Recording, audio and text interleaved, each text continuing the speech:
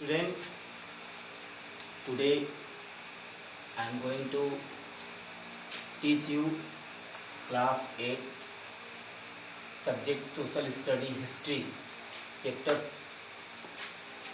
2nd part 5th।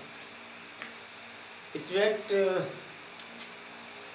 मैं आप लोगों को इसके पहले वाले वीडियो में बैटल ऑफ प्लासी और बैटल ऑफ बक्सर के बारे में मैं बता चुका हूँ।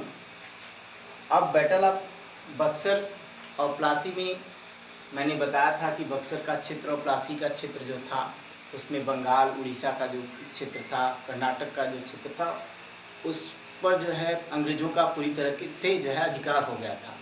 उसके बाद जो है हेडिंग आता है एक्सपेंशन ऑफ ब्रिटिश पावर। तो एक्सपेंशन ऑफ ब्रिटिश पावर में बताया गया है कि जो अंग्रेज थे लगभग 1818 के आसपास जो है जो इंडिया का सब कॉन्टिनेंटल पार्ट है उसमें केवल सिंध और पंजाब क्षेत्र को छोड़कर सभी क्षेत्रों पर इनका पूरी तरीके से अधिकार हो गया और पूरी तरीके से जो वहाँ के शासक थे वो इनके अंडर में काम करने लगे। इसमें जो है इसी तरह आगे इसमें बताते हैं। तो उसमें क्या है कि जो एंग्लो मैसूर वार हुआ, एंग्लो मैसूर वार जो है वो 1766 से लेकर 1799 के बीच 4 बार एंग्लो मैसूर वार हुआ। एंग्लो मैसूर वार में जो है जो मैसूर के जो नवाब थे, मैसूर के जो नवाब थे हैदर अली और जो है अंग्रेज़ों के बीच, ब्रिटिश ईस्ट इंडिया कंपनी या अंग्रेज़ों के बीच में हुआ। तो हैदर अली के साथ जो है जब मैसूर वार हुआ तो उसमें क्या था कि जो अंग्रेज़ थे उनका हेल्प करने वाले जो थे वो निज़ाम थे, हैदराबाद के निज़ाम थे, वो अंग्रेज़ों का हेल्प किए, अंग्रेज़ों का हेल्प किए और अंग्रेज़ों के हेल्प के कारण वैसे हैदर अली और जो गवर्नर था वारेन हेस्टिंग्स के साथ जो है 2 बार युद्ध हुआ जिसमें हैदर अली ने भी जीत हासिल की। लेकिन द्वितीय बार जो हुआ उसमें हैदर अली के हारने का मुख्य कारण था कि वारेन हेस्टिंग्स जो था वो हैदराबाद के निज़ाम को जो है अपने फेवर में कर लिया था और इस तरह जो है हैदराबाद के निज़ाम को फेवर कर लिया। तो जो पार्ट था जब हैदराबाद के निज़ाम और अंग्रेज़ों ने जो है मैसूर को जीत लिया तो मैसूर का जो है 2 पार्ट करके वो जो है आपस में बांट लिया। फिर जो है उस पर अधिकार टीपू सुल्तान ने जताया जो कि हैदर अली का क्या था एक बेटा था और हैदर अली का जो बेटा था टीपू सुल्तान जो था, टीपू सुल्तान के साथ भी जो अंग्रेज थे उसमें एक था कार्नवालिस के साथ होता है और एक जो है वेली जली के साथ होता है। 2 युद्ध टीपू सुल्तान के साथ भी होता है। टीपू सुल्तान ने भी एक युद्ध जीता और दूसरा युद्ध जो है वो 1799 ईस्वी में हार जाता है और 1799 ईस्वी में हार जाने के बाद पूरी तरह से मैसूर पर अधिकार कर लिया अंग्रेज़ों ने और उसे जो है अपने अंडर में कर लिया। इस तरह जो है मैसूर में जो हैदर अली या टीपू सुल्तान के हारने का एक और मुख्य रीज़न ये था कि उस समय वहाँ जो मराठा थे वो मराठा पूरी तरीके से न्यूट्रल थे।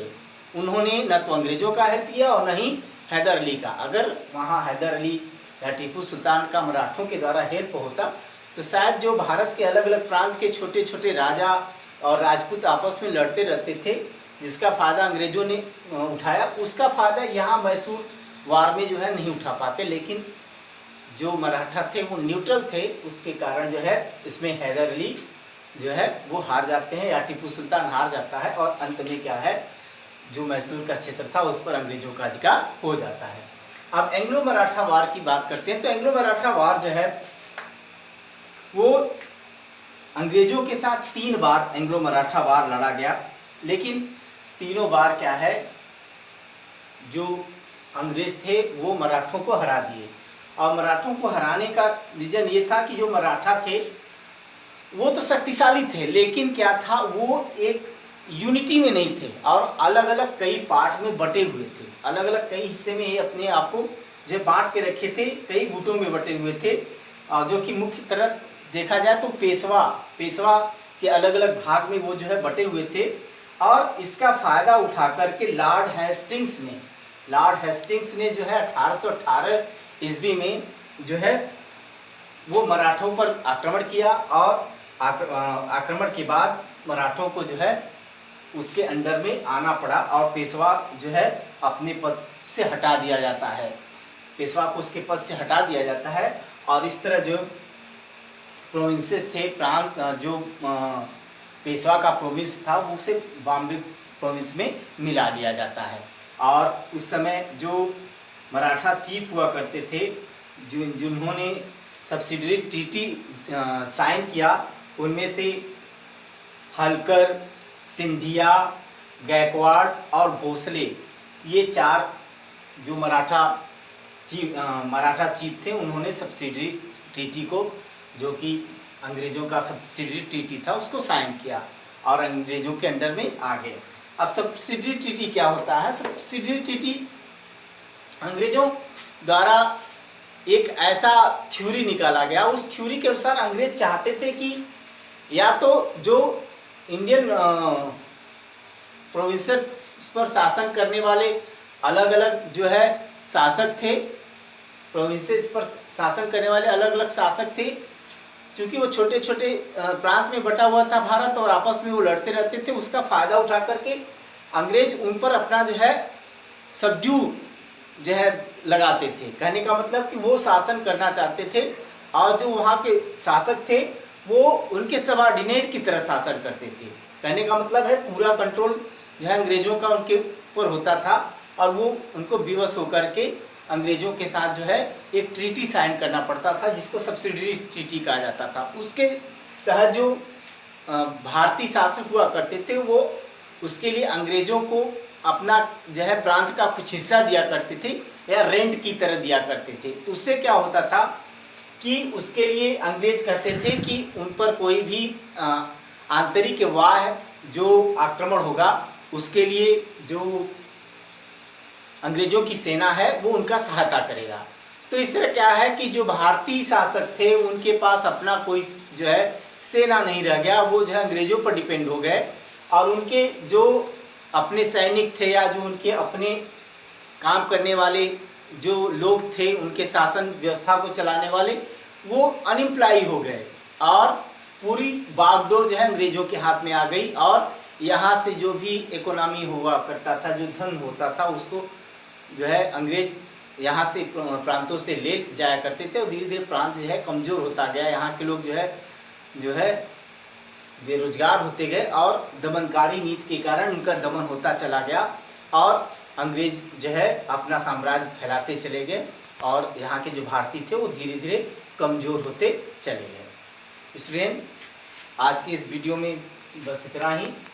अगले वीडियो में मैं आपको बचे हुए भाग जो हैं उसके बारे में मैं बताऊंगा, जिसमें कि expansion from 1818 to 1857, Lord Dalhousie and doctrine of lapse, और एक्ट्स ऑफ परमानेंट सेटलमेंट के बारे में मैं आप लोगों को बताऊंगा। मुझे लगता है कि इस चैप्टर में अभी मुझे 2 वीडियो बनाने पड़ेंगे। अब ये 5th है, 6th, 7th, 2 वीडियो बनाने पड़ेंगे। इसके बाद मैं इसका एक्सरसाइज आपको करा दूंगा। लेकिन फिर भी स्टूडेंट, मेरा ये आप लोगों को सलाह है, जब भी मेरा वीडियो आप देखते हैं तो आपके पास आपका अपना बुक होना चाहिए। अब जब मैं उसको पढ़ाता हूँ तो उसमें जो भी हाईलाइटेड चीज़ें हैं उनको हाईलाइटेड करके हाईलाइट करिए, और एक एक चीज़ों को पढ़िए, समझिए।